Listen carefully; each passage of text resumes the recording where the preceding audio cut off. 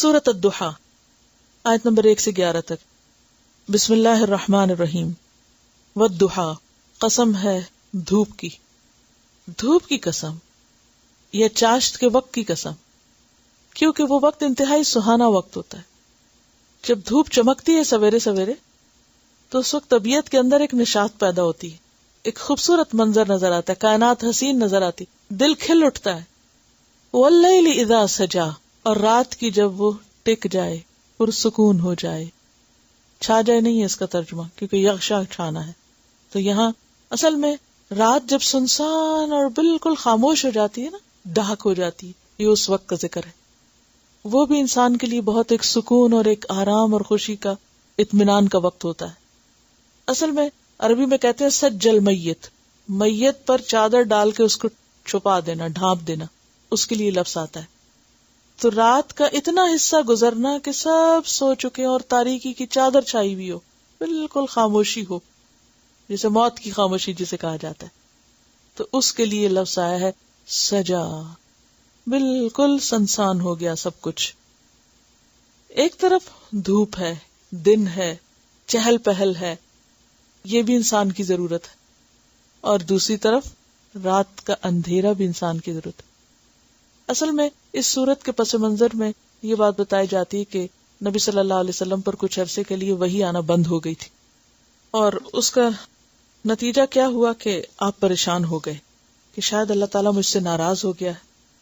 اور اس پر احادیث بھی موجود ہیں، اور ایک روایت میں یہ بھی آتا ہے کہ آپ صلی اللہ علیہ وسلم کی کچھ طبیعت ناساز ہوئی تو 2-3 دن رات کے وقت نہیں اٹھے نماز کے لیے. تو ایک عورت آئی اور کہنے لگی کہ یوں لگتا ہے کہ تیرے شیطان نے تجھے چھوڑ دیا ہے. تو اس کی بات سے بھی آپ پریشان ہوئے، اور کچھ یہ تھا کہ وحی کا اخذ کرنا شروع میں آپ کے لیے مشکل تھا اور بہت پرمشقت کام تھا. آپ کو میں نے پہلے بھی حدیث بتائی تھی کہ جب وحی اترتی تھی تو پسینے کی لڑیاں بہنے لگتی تھی. تو وہ وحی کا نزول اور نبوت کا ملنا کیا تھا؟ ضحیٰ. اور وحی کا رکنا کیا تھا؟ سجا. تو جہاں انسان کو ضحیٰ کی ضرورت ہوتی ہے وہاں انسان کو سجا کی بھی ضرورت ہوتی ہے، کہ رات کی خاموشی بھی ہو. کیوں؟ تاکہ انسان مزید کام کرنے کے لیے دوبارہ تیار ہو جائے. اگر انسان سو نہ سکے اور سوئے ہی نہ، یہ سوچ کے کہ میں زیادہ کام کر لوں گا، تو وہ کچھ بھی نہیں کر سکتا. سونا بھی کیوں ضروری ہے، بریک بھی کیوں ضروری ہے، ریسٹ بھی کیوں ضروری ہے؟ تاکہ انسان زیادہ فریش اپ ہو کے بہتر کام کر سکے. یعنی اللہ نے دنیا کا نظام ایسے بنایا کہ جس میں سختی گرمی ہوتی ہے، اور انسانی ترقی کے لیے نرمی گرمی ضروری ہے. کیوں؟ نرمی اس لیے ضروری ہے کہ انسان آرام کر سکے، اور گرمی اس لیے ضروری ہے کہ انسان کی چھپی ہوئی صلاحیتیں جو ہیں وہ باہر نکلیں. رکاوٹیں کیوں آتی ہیں؟ تاکہ انسان بہتر مستقبل کے لیے تیار ہو سکے، پکا ہو، میچور ہو. کیونکہ جو مشکلات برداشت کر کے آگے بڑھے گا نا، وہی جمے گا، اور جو مشکلات سے گھبرا کے بھاگ نکلے گا وہ پھر دین کے کام کا نہیں. تو چیلنجز انسان کو مضبوط کرتے ہیں.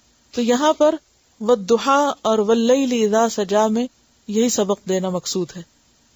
ما ودعک ربک، نہیں چھوڑا تجھ کو تیرے رب نے. وما قلا، اور نہ وہ ناراض ہوا ہے. قلا کا لفظی معنی ہوتا ہے سخت نفرت کرنا، انتہائی بغض رکھنا. اور بعض نے دشمنی یا ناراضگی سے معنی کیا تو ہوتا ہی ہے کہ جس چیز سے انسان کو نفرت ہوتی ہے انسان اس کو اپنے دل سے بھی نکال پھینکتا ہے.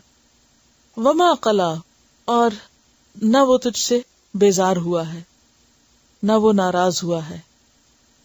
بیزاری کے معنوں میں حضرت لوط علیہ السلام نے کہا تھا نا اپنی قوم کو، وَإِنِّي لِعَمَلِكُم مِّنَ الْقَالِينَ، کہ میں تمہارے اس عمل سے بیزار ہونے والا ہوں.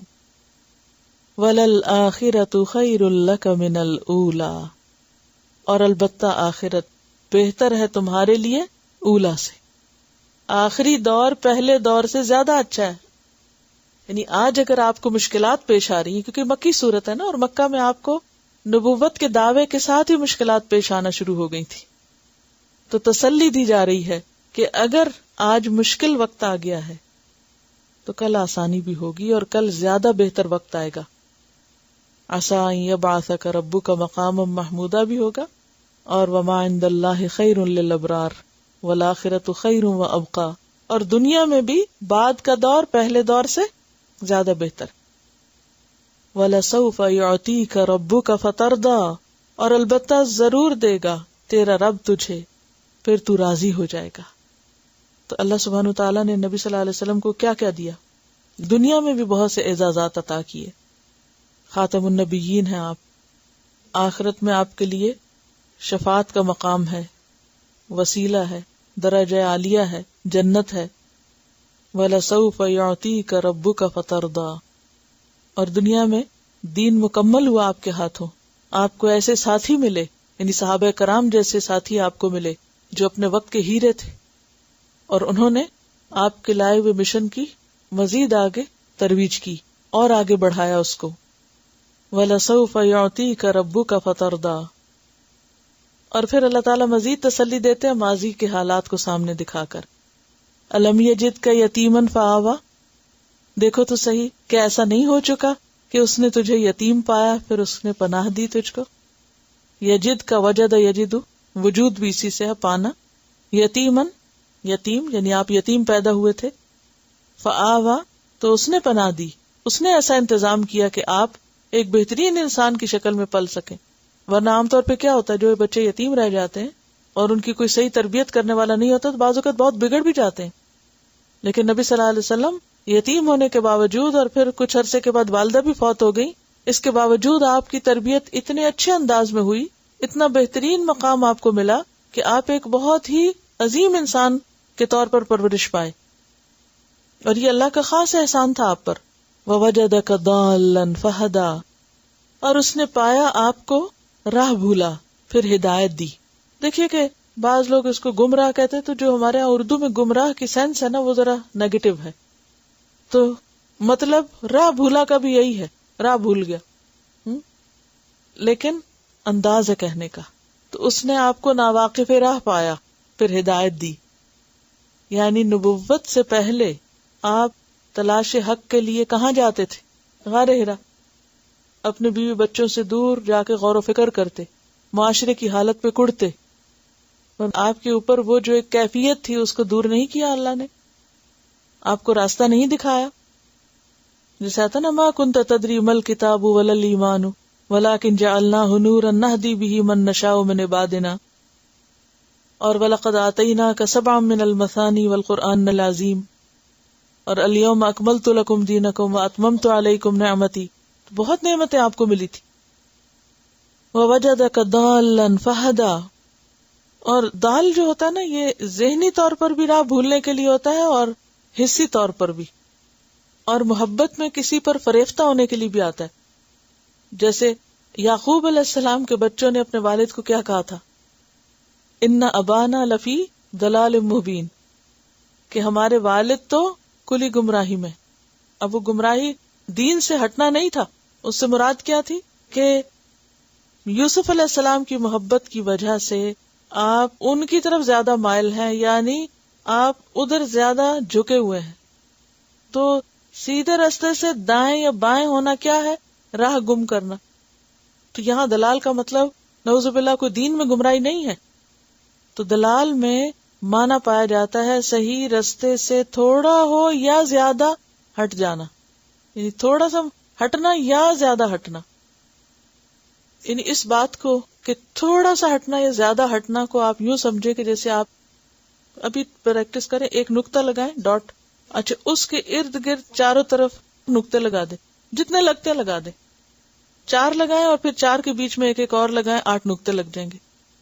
اب آپ اس نقطے سے شروع کر کے ایک ایک لکیر کھینچیں، کہاں جاتا ہے؟ پھر وہ جو اینڈ ہے، نہیں سمجھ آیا؟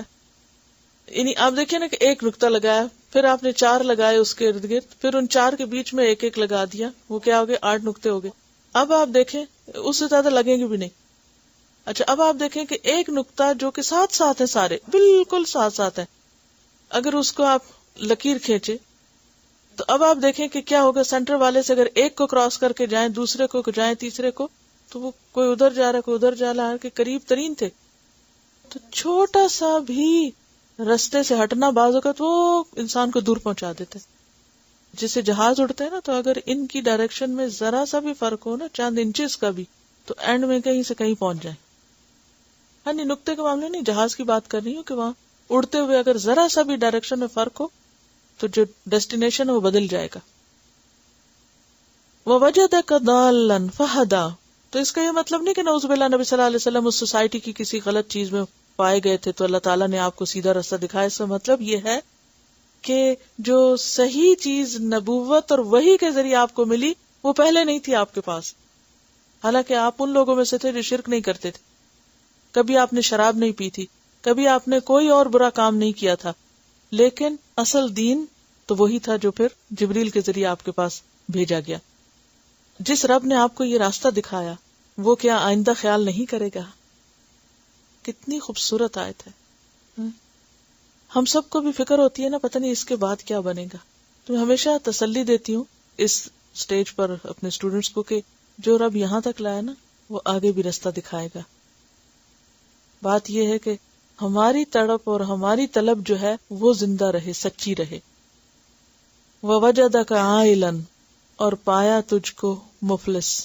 آلہ یعیلو عیلتن سے، عیلتن مفلسی تھی کو کہتے ہیں. یہ جو کہ آپ یتیم تھے اور پھر اس کے بعد آپ کے چچا ابو طالب جو تھے جن کی سرپرستی میں آپ تھے وہ خود بھی عیالدار تھے اور مالی طور پہ بہت مضبوط نہیں تھے، لیکن جب حضرت خدیجہ رضی اللہ تعالیٰ عنہا سے آپ کی شادی ہوئی تو دنیاوی دولت بھی آپ کے پاس بہت آئی. وَوَجَدَكَ عَائِلًا فَأَغْنَىٰ، اور پایا تجھ کو عیالدار یا مفلس، فَأَغْنَىٰ پھر اس نے غنی کر دیا، یعنی بے نیاز کر دیا، مالدار کر دیا. اب کرنا کیا ہے؟ فَأَمَّا الْيَتِيمَ فَلَا تَقْهَرْ، پھر یتیم، دیکھیں مسلسل یتیم کی بات آ رہی ہے، اور یتیم کے معنوں میں بھی اور سمبولیکلی بے سہارا لوگ، معاشرے کے بے سہارا. فَأَمَّا الْيَتِيمَ، تو جہاں تک یتیم کا تعلق ہے، فَلَا تَقْهَرْ، تو اس پہ قہر نہ کرنا، سختی نہ کرنا یا دباؤ نہ ڈالنا. قہر جو ہوتا ہے کسی زیر دست کو کمزور پا کے دبانے کے لیے آتا ہے کہ کوئی بول نہ سکے، ہل نہ سکے. یعنی بعض اوقات لوگ اگر کسی کی مدد کرتے ہیں یا کسی کے کام آتے ہیں تو پھر کیا کرتے ہیں، اس کو پورے کا پورا اپنے کنٹرول میں لینا چاہتے ہیں کہ وہ اپنی مرضی سے سانس بھی نہ لے سکے، کوئی ڈیسیژن نہ کر سکے، کچھ نہ کر سکے اپنے ارادے اور اپنی خواہش سے. وہ پھر اپنی ہر بات میں پابند ہو کس کا؟ اس کا جو اس کی مدد کر رہا ہے. ابھی انہوں نے بات کی تھی کہ دباؤ ڈالنا، یعنی جب ہم کسی کو کچھ دے دیتے ہیں نا تو پھر ہم جیسے قریبی رشتے دار ہیں، اگر ان کو کچھ دے دیا تو پھر ہم کیا چاہتے ہیں، یہ ہمارے پنجے میں رہے، یہ ہمارے دباؤ میں رہے، اور یہ ہر وہ کام کریں جو ہم چاہتے ہیں اور وہ نہ کریں جو ہماری مرضی کے خلاف ہے، یا ہمارے مفادات کے خلاف کام نہ کریں. تو ایسا کرنا جو ہے یہ درست نہیں. ہمارا فرض کیا ہے؟ ضرورت مند کو دے کے فارغ، اس کے بعد اسے غلام بنا لینا یا اس پہ اپنی مرضی جتانا یا اس کو اپنی مرضی سے اپنے مرضی کے مطابق موڑنے کی کوشش کرنا، یہ درست نہیں. فَأَمَّا الْيَتِيمَ فَلَا تَقْهَرْ، تقہر کا مطلب یہ نہیں ہے کہ تم اس کو مارو پیٹو نہیں، کیونکہ تربیت کرنے کے لیے یتیم کی بعض اوقات اس کو ڈانٹنا بھی پڑتا ہے. تقہر کا مطلب ہے اس کو دباؤ میں نہ رکھو، اس کو کنٹرول نہ کرو. وَأَمَّا السَّائِلَ فَلَا تَنْهَرْ، اور جہاں تک سوالی کا تعلق ہے تو اس کو جھڑکو مت. نہر ینہر کا کیا مطلب ہے؟ یہاں جھڑکنا. وَأَمَّا بِنِعْمَةِ رَبِّكَ، اور جہاں تک آپ کے رب کی نعمت کا تعلق ہے، فحدث، تو اس کو بیان کرو. نعمت سے مراد کیا ہے؟ نبوت، قرآن، ہدایت، اور خاص طور پر ان نعمتوں کا ذکر جو پیچھے گزری. کیا کیا؟ الم یجد کا یتیمن فآوا، یعنی یتیمی کی حالت میں پناہ دی، دلال کی حالت میں ہدایت دی، عیالداری کی حالت میں غنا دی. تو اب کیا کریں؟ آپ کو جو اللہ نے دیا ہے فحدث، آپ اس کو آگے بیان کریں، آپ اسے دوسروں سے شیئر کریں، اس کو بانٹیں، اس کو آگے تقسیم کریں. یعنی آپ کو اگر نبوت دی تو آپ نبوت کی ان ذمہ داریوں کو نبھا کے لوگوں کو ہدایت دینے کا کام کریں. اسی طرح قرآن دیا تو اس کی تعلیم آگے دیں. آپ کو یتیمی میں پناہ دی تو آپ بھی بے سہارا کی مدد کریں، اور اسی طرح جو مال و دولت اللہ نے آپ کو دیا اس میں دوسروں کو شریک کریں. وَأَمَّا بِنِعْمَةِ رَبِّكَ فَحَدِّثْ، اور حدث و حدیث و تحدیث کا ویسے معنی ہوتا ہے زبان سے بات کرنا. تو زبان سے بات کرنے میں کیا چیز آتی ہے؟ کہ ان نعمتوں کا زبانی بھی شکریہ ادا کریں، یعنی ان نعمتوں کا ذکر بھی کریں. تحدیث نعمت کہ انسان کو جو ملا ہو اس کی قدر کرے اور اس کا ذکر بھی کرے، اور وہ نعمت ظاہر بھی ہو. کیا فرض بنتا ہے کہ انسان نعمت کو ظاہر کرے، آگے پہنچائے، اس کا ذکر کرے، اس پر شکر ادا کرے. جیسے آپ صلی اللہ علیہ وسلم کے پاس ایک شخص آیا اور اس کے جسم پر میلے کچیلے کپڑے تھے. آپ نے فرمایا تمہارے پاس کوئی مال نہیں ہے؟ اس نے کہا سب کچھ ہے، یہ بھی ہے، یہ بھی. تو آپ نے فرمایا کہ جس کو اللہ نے یہ سب کچھ دیا ہو اسے چاہیے کہ اس کا اثر اس کے جسم پر نظر آئے. تلاوت. وَأَمَّا بِنِعْمَةِ رَبِّكَ فَحَدِّثْ. تو یہاں پر کون سی نعمت ہے جس کا ذکر کیا جا رہا ہے؟ نعمت قرآن، نعمت نبوت، اور اس کے علاوہ وہ تمام نعمتیں جو نبی صلی اللہ علیہ وسلم پر کی گئی تھی جن کا اس صورت میں ذکر ہے. أَلَمْ يَجِدْكَ يَتِيمًا فَآوَى وَوَجَدَكَ ضَالًّا فَهَدَى وَوَجَدَكَ عَائِلًا فَأَغْنَى. یعنی نمبر 1 پروٹیکشن ہے، یتیمن فآوا، نمبر 2 ہدایت ہے، اور نمبر 3 غنا ہے. تو تینوں طرح کی نعمتیں جو ہیں ان کا، اور خاص طور پر ان سب نعمتوں میں بڑی نعمت جس کو اللہ سبحانہ وتعالیٰ خود بھی نعمت کہتے ہیں، الیوم اکملت لکم دینکم واتممت علیکم نعمتی. تو یہ جو دین اسلام کی نعمت آپ کو ملی ہے اور قرآن کی نعمت آپ کو ملی ہے، اس کو کیا کرو؟ آگے بیان کرو. جہاں تک دنیاوی نعمتوں کا تعلق ہے تو انسان کو جو بھی نعمتیں ملی ہیں ہر انسان کو مختلف طرح ملی. جیسے نبی صلی اللہ علیہ وسلم کو طرح طرح کی نعمتیں ملی، اسی طرح ہر انسان پر اللہ سبحانہ وتعالیٰ نے بہت سے احسانات کیے ہیں. تو انسان کا کام کیا ہے کہ وہ کیا کرے؟ ان نعمتوں کا ذکر کیا کرے، نعمتوں کی بات کیا کرے. عام طور پر ہم کس چیز کا ذکر کرتے ہیں؟ جو نعمت نہیں ملی وہ ہمارے ذہن پہ زیادہ چھائی رہتی ہے اور اس کا ہم گلہ شکوہ زیادہ کرتے ہیں. تو یہاں پر ایک پازیٹیو ایٹیٹیوڈ بتایا گیا کہ کیا ہوتا ہے، اور وہ یہ کہ انسان کو جو ملے اس کا ذکر کرے بنسبت اس کے کہ جو نہیں ملا. اسی طرح اگر کسی انسان کی طرف سے ہمیں کوئی خیر اور بھلائی ملی ہے تو اس کا ذکر کرنا چاہیے بنسبت اس کے اگر اس انسان کی طرف سے کوئی تکلیف پہنچی ہو. لیکن ہمارا رویہ کیا ہوتا ہے کہ کسی کی طرف سے جو بھی کوئی خیر ہمیں پہنچ جائے اس کا ذکر ہم نہیں کرتے، بہت کم کرتے ہیں. لیکن اگر کسی کی طرف سے کوئی تکلیف پہنچے تو اس کا چرچا خوب کرتے ہیں. تو کرنا کیا چاہیے کہ اللہ کی طرف سے یا بندوں کی طرف سے ہمیں جو بھلائی نصیب ہو اس کا ذکر زیادہ کیا کریں. نعمتوں کا ذکر کیا فائدہ دیتا ہے؟ اس سے کیا ملتا ہے انسان کو؟ یہ شکر گزاری کا ایک ذریعہ ہوتا ہے، اور شکر گزاری سے انسان کی نعمتوں میں اور اضافہ ہوتا ہے. لئن شکرتم لأزیدنکم. جہاں تک بندوں کے احسانات کا تعلق ہے تو حدیث میں آتا ہے کہ جو شخص لوگوں کے احسان پر ان کا شکر نہیں کرتا، جیسے شوہر کا احسان ہے، ماں باپ کا احسان ہے، بہن بھائیوں میں سے کوئی ہم پر احسان کرتا ہے، یا عام انسانوں میں سے کوئی اور ہم پر احسان کرتا ہے، تو جو لوگوں کا شکر ادا نہیں کرتا، من لم یشکر الناس لم یشکر اللہ، تو وہ اللہ کا بھی شکر گزار نہیں ہوتا، کوئی بڑا ہو یا چھوٹا ہو. جب بعض اوقات بچے ہماری کوئی خدمت کر دیتے ہیں، کوئی کام کر دیتے ہیں، تو ہمیں ان کے ساتھ بھی کیا رویہ کرنا چاہیے؟ ان کا بھی شکر گزار ہونا چاہیے. یعنی شکر گزاری یہ نہیں کہ ہم سے کوئی بڑا ہمارے ساتھ کوئی احسان کرے تو ہم اس کے شکر گزار ہوں، اور اگر ہم سے چھوٹا کوئی احسان ہم پر کرے تو ہم کہیں کہ اس نے کیا کیا، یا اس کا تو شکریہ نہ بھی کیا تو کیا کرے گا ہمارا، ہم اس کو فار گرانٹیڈ لے لیتے ہیں. تو کوئی بھی ہو، بڑا ہو چھوٹا ہو برابر کا ہو، تو اس پر شکر ادا کرنا لازم ہے، کیونکہ شکر انسان کے لیے مزید نعمتوں کا دروازہ کھولتا ہے. ایک اور روایت میں آتا ہے کہ جو شخص تم پر کوئی احسان کرے تو چاہیے کہ تم بھی اس کے احسان کا بدلہ دو. اگر مالی بدلہ دینے کی استطاعت نہیں تو یہی کرو کہ لوگوں کے سامنے اس کی تعریف کرو. یہ تحدیث ہے. تحدیث کا کیا مطلب ہوتا ہے؟ بات کرنا. یعنی مثلاً آپ کی کسی بہن بھائی نے یا کسی نے بھی کوئی، تو ہوتا کیا ہے جب خاندان کے لوگ اکٹھے بیٹھتے ہیں تو عموماً ہم گلے شکوے زیادہ کرنے لگتے ہیں نا. یعنی فلاں نے میرا حال نہیں پوچھا، فلاں نے یہ کر دیا میرے ساتھ، فلاں نے وہ کر دیا. تو اس سے کیا ہوتا ہے؟ خود بھی دکھی ہوتے ہیں اور دوسروں کو بھی کرتے ہیں سنا سنا کے. تو اس کے برعکس ہونا کیا چاہیے کہ اب خاص طور پہ قرآن پڑھ کر، اور اما بنعمت ربک فحدث، تو رب نے ہی ساری نعمتیں کی ہیں نا. کسی بندے کے ذریعے بھی جو ہم پر نعمت آتی یہ بھی دراصل رب ہی کا احسان ہوتا ہے، تو اس کا چرچا کرنا چاہیے. یعنی دوسروں کے بارے میں غیبت تو نہیں کرنی چاہیے، دوسروں کے بارے میں خیر اور بھلائی کی بات کرنی چاہیے، کیونکہ جس نے لوگوں کے مجمع میں اس کی ثنا و تعریف کی تو اس نے شکر گزاری کا حق ادا کر دیا. یعنی اگر آپ کے ساتھ کسی نے بھلائی کی ہے اور آپ اس بھلائی کا ذکر دوسرے کے ساتھ کرتے ہیں کہ فلاں شخص نے میرے ساتھ احسان کیا ہے، تو یہ بھی دراصل ایک کیا ہے، شکر گزاری کا ایک طریقہ ہے. تو ہر نعمت کے شکریہ کے مختلف طریقے ہوتے ہیں. مالی نعمت کا شکر کیسے ادا ہوتا ہے؟ زکوٰۃ دے کر اور خود اپنے اوپر بھی خرچ کر کے. یعنی اما بنعمت ربک فحدث میں یہ بھی آتا ہے کہ حدیث میں نے آپ کو سنائی تھی، نبی صلی اللہ علیہ وسلم کے پاس ایک شخص آیا کہ جس کا حال بہت خراب تھا، تو آپ نے پوچھا کہ تمہارے پاس کچھ مال ہے؟ اس نے قسمیں گنوائی، یہ بھی ہے، یہ بھی، یہ بھی.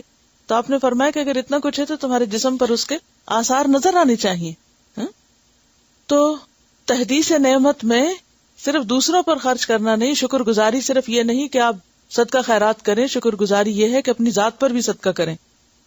اور ایک اور بات یہ ہے کہ سورت الضحیٰ سے آخر تک ہر سورت کے ساتھ تکبیر پڑھنا جو ہے وہ اس کے بارے میں آتا ہے کہ یہ مسنون ہے. ابن کثیر نے ہر سورت کے اختتام پر ایک مرتبہ تکبیر کہنے کو سنت کہا ہے. فَأَمَّا بِنِعْمَةِ رَبِّكَ فَحَدِّثْ. تو رب کی نعمت کا ذکر آپ کیسے بیان کریں گے کہ اس کے بعد جتنی بھی صورتیں پوری ہوں اس میں ہر صورت کے اختتام پر یعنی تکبیر کہیں. اور امام بغوی نے ہر صورت کے شروع میں تکبیر کہی ہے. تو بہرحال شروع ہو یا آخر بیچ میں ہی بنتی ہے، ایک ختم ہوتی ہے اور ایک شروع ہوتی ہے. چلیے دوبارہ ان آیات کی تلاوت سنیے. اگرچہ اس صورت میں خطاب نبی صلی اللہ علیہ وسلم سے ہے، لیکن ظاہر ہے کہ آپ ہمارے لیے ایک نمونہ ہیں، اور پھر آپ کے توسط سے باقی سب کے لیے بھی اس میں سبق ہے. آپ دیکھیے کہ جب ہم دین کے رستے پر آتے ہیں تو مشکلات آتی ہیں. بعض اوقات بہت ہوپ فل ہوتا ہے انسان، والضحیٰ، اور بعض اوقات ایسے لگتا ہے جیسے ہر چیز رک گئی ہو، کچھ ہو نہیں رہا، ہر چیز ٹھہر گئی ہے، سٹک ہو گئی ہے. پھر اس وقت انسان کو شیطان وسوسے ڈالنے لگتا ہے کہ اللہ تعالیٰ ناراض ہو گیا تم سے. اگر وہ تمہارے ساتھ ہوتا تو تمہارا یہ کام نہ رکتا، یہ مشکل نہ پیش آتی. تو اس پر کیا تسلی ہے؟ ما ودعک ربک وما قلی. کسی بھی ایسی چیز کا رک جانا جس کا تمہیں انتظار ہو، اس میں بھی اللہ کی حکمت ہے. اور پھر کتنی امید دلائے گی، وَلَلْآخِرَةُ خَيْرٌ لَكَ مِنَ الْأُولَىٰ. پہلے دور سے پچھلا دور زیادہ اچھا آئے گا. اور پھر وَلَسَوْفَ يُعْطِيكَ رَبُّكَ فَتَرْضَىٰ، کہ انسان دین کی نعمت اور دین کی ترقی اور دین کا جو انعام ہے دنیا اور آخرت میں، کہ دین کے جو فائدے ہیں وہ جب وقتی طور پر انسان کو نظر نہیں آتے کہ ہے اتنا کام کیا، اتنی محنت کی، کوئی اثر نظر نہیں آتا، کوئی نتیجہ نظر نہیں آتا، یوں لگتا ہے جیسے کچھ بھی نہ کیا ہو، تو اس کی تسلی دی جا رہی کہ نہیں، بعد میں اس کے پھل دیکھتے رہو گے. اور ہم دیکھتے ہیں کہ نبی صلی اللہ علیہ وسلم کے بعد صحابہ کرام نے کہاں کہاں تک دین کو پہنچایا، حضرت ابوبکر کے دور سے لے کے آخر تک. اور پھر وہ سارا کچھ آپ کے حق میں صدقہ جاریہ ہے. جتنے صحابہ کرام نے جو کچھ کیا سب ثواب آپ کو، جو تابعین نے کیا، آج جو کچھ ہم کریں اس کا بھی اجر کا ایک حصہ کس کو جائے گا؟ آپ صلی اللہ علیہ وسلم، کیونکہ آغاز وہاں سے ہوا. تو پھر یہ ساری نیکی جب قیامت کے دن آپ کے حصے میں آئے گی، وَلَسَوْفَ يُعْطِيكَ رَبُّكَ فَتَرْضَىٰ، تو کیسے خوش ہیں؟ پھر آپ کو جو مزید مقامات اور انعامات اور درجات دیے اللہ نے، اور حوض کوثر کا انعام دیا، اِنَّا أَعْطَيْنَاكَ الْكَوْثَر جو آگے آئے گا، تو یہ ساری چیزیں کیا ہیں؟ یہ خوشخبریاں ہیں آئندہ کی. ابھی مکہ میں یہ سب کچھ ہوا نہیں تھا، لیکن پہلے سے تسلی دے دی گئی. یہ وہ وقت ہے جو انتہائی مشکل وقت ہے، اور ابھی بہت سی مشکلات آ رہی تھی، تو کہا فکر نہیں کریں. وَلَسَوْفَ يُعْطِيكَ رَبُّكَ فَتَرْضَىٰ. اور پھر مزید تسلی ہے، کیا ماضی میں یہ اور یہ اور یہ نہیں ہو چکا؟ ایسی ایسی مشکلیں نہیں تھی تم پر، اور کیا ان مشکلوں سے اللہ نے نہیں نکالا؟ اور وہ مشکلات صرف مادی مشکلات نہیں، روحانی مشکلات بھی ہیں. روحانی مشکل کیا ہے؟ وَوَجَدَكَ ضَالًّا. انسان بھٹکتا پھرتا ہے، کیا صحیح ہے اور کیا غلط ہے، کیا کروں اور کیا نہ کروں، اور اللہ ہدایت کا انتظام کر دے. اور پھر وَوَجَدَكَ عَائِلًا فَأَغْنَىٰ، دنیاوی اور مادی ضروریات بھی پوری کر دے. تو پھر انسان کو کیا کرنا چاہیے؟ اپنا اخلاق بہتر بنانا چاہیے. یتیم یعنی معاشرے کے وہ لوگ جو بے سہارا ہوں، جن کو کوئی پوچھنے والا نہ ہو، جن کو کوئی عزت دینے والا نہ ہو، ان کی خیر اور بھلائی اور فلاح کے لیے کام کریں. اور سائل کو نہ جھڑکیں. سائل سے مراد کوئی مادی چیز مانگنے والا بھی ہو سکتا ہے، اور کوئی علمی سوال پوچھنے والا بھی ہو سکتا ہے، دین کا سوال پوچھنے والا بھی ہو سکتا ہے.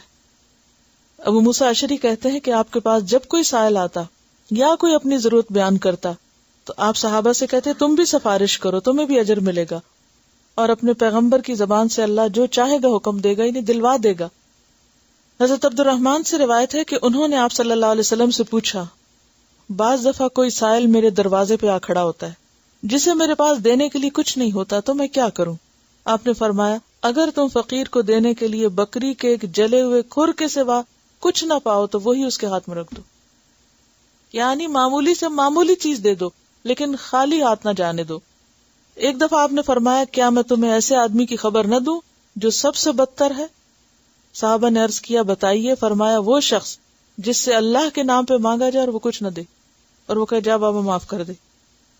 میں ہمیشہ کچھ نہ کچھ کھانے کی چیز پاس رکھتی تھی، کچھ نہ کچھ، اور جب وہ آ کے گاڑی کی ونڈو کھٹکھٹاتے یا کچھ بھی تو پیسے نہیں دیتی تھی، مجھے پتا ہوتا تھی پیشہ ور ہیں، لیکن کوئی سویٹ دے دی، کوئی بسکٹ دے دیے۔ اور الحمدللہ اس کے بعد جس اسٹوڈنٹ کی گاڑی پہ مجھے کبھی بیٹھنے کا اتفاق ہوتا، بسکٹوں کے پیکٹ ان کی گاڑی میں ساتھ رکھے ہوئے ہوتے تھے، اور سب نے یہ طریقہ اختیار کر لیا تھا کہ کسی کو نہ نہیں کرنی، ہمیں کھانے کی چیز دے دینی، یا گھر میں جیسے بچا ہوا کھانا تو ہم اکثر ایسے کرتے، چھوٹے چھوٹے پیکٹوں میں ڈال کے ساتھ لے کے بیٹھتے تھے، اور میں پتا ہوتا تھا راستے میں آئیں گے، اور وہ بھی انتظار کر رہے ہوتے تھے کہ یہ سر کور کیے ہوئی خواتین گزریں گی تو ہمیں کچھ کھانے کو ملے گا، اور وہ لے کے کھا رہے ہوتے تھے۔ تو طریقہ ہے نا، جب یہ کہا گیا کہ مت جھڑکو، مت نہ کرو، تو پھر کوئی اور طریقہ سوچ لیں، اور اگر واقعی کچھ نہ ہو تو پھر کیا اچھی نصیحت کر دیں، الکلمۃ الطیبۃ صدقہ، پیار سے بات کر لیں۔ ہر کوئی ان کو ڈانٹتا ہے، ہر کوئی ڈانٹتا ہے، بھی کیوں ڈانٹتے؟ نہ ڈانٹے، ان کو کوئی محبت کی بات ان سے کرنا جو ہے وہ بھی تو ایک صدقہ ہے نا۔ جو شخص سویر سے شام تک ڈانٹ سن رہا ہو، اس سے آپ بیٹا کہہ کے پکار لیں اور کوئی اچھی سی بات کر دیں اس سے، یا کوئی مذاق کر دیں، تو یہ بھی تو ایک صدقہ ہی ہو جائے گا اس کے ساتھ۔ لیکن یہ کرنا کہ بس صرف جان چھڑانے والی کرنا اور بیزاری دکھانا اور ڈانٹ ڈپٹ کر کے سر سے اتارنا، اس کا کوئی جواز نہیں، کوئی بھی اس کا جواز نہیں ہے کسی بھی طرح۔ یہ صرف ہمارا شارٹ کٹ ہے جان چھڑانے کا۔